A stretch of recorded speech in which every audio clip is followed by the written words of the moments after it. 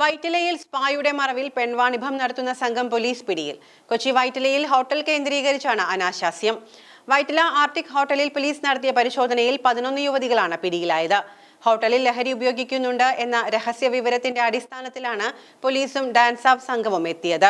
ലഹരി വേട്ടയ്ക്കെത്തിയ പോലീസ് സംഘം കൊച്ചിയിൽ നക്ഷത്ര ഹോട്ടലിൽ നിന്നും പെൺവാണിഭ സംഘത്തെയാണ് അറസ്റ്റ് ചെയ്തത്.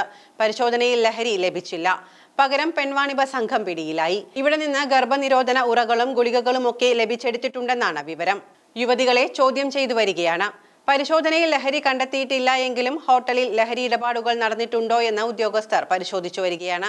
ഒരു മാസം സ്പായിൽ നിന്ന് മാത്രം 3.5 ലക്ഷം രൂപയാണ് ഉടമസ്ഥന് വരുമാനം ലഭിച്ചിരുന്നത്. അനാശാസ്യത്തിലൂടെ ലഭിക്കുന്ന വരുമാനം വേറെയും. മഞ്ചേരി സ്വദേശി നൌഷാദാണ് സ്പാ നടത്തിയിരുന്നത്. ഇടനിലക്കാരനായ ജോസിന് 20,000 രൂപയാണ് മാസശമ്പളം. പോലീസിന്റെ പരിശോധനയിൽ ഗർഭനിരോധന ഉറകളും ഗുളികകളും കണ്ടെത്തിയിട്ടുണ്ട്. ഹോട്ടലിൽ സ്പായ്ക്കായി പ്രവർത്തിച്ചിരുന്നത് ഒരു മുറി മാത്രമാണ്. കൊച്ചി സൗത്ത് SP രാജ്കുമാറിന്റെ നേതൃത്വത്തിലുള്ള പോലീസ് സംഘമാണ് പരിശോധന നടത്തിയത്.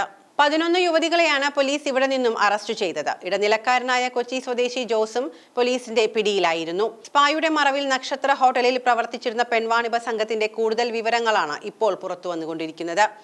ലഹരി ഇടപാട് നടക്കുന്നുണ്ട് എന്ന വിവരത്തിന്റെ അടിസ്ഥാനത്തിലാണ് ഡാൻസ് ഓഫും മരട് പോലീസും ചേർന്ന് ഇന്നലെ വൈറ്റിലയിൽ 4 സ്റ്റാർ ഹോട്ടലായ ആർട്ടിക്കിൽ പരിശോധനയ്ക്കെത്തിയത്.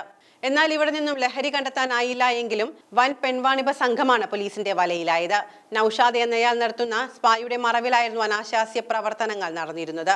ഹോട്ടലിന്റെ 3-ാം നിലയിലെ 3 മുറികൾ വാടകയ്ക്കെടുത്തായിരുന്നു നൌഷാദ് സ്പാ നടത്തിയിരുന്നത്. ഇവിടെ യുവതികളെ എത്തിച്ച ഇടപാടുകാർക്ക് നൽകുകയായിരുന്നു നൌഷാദിന്റെ രീതി.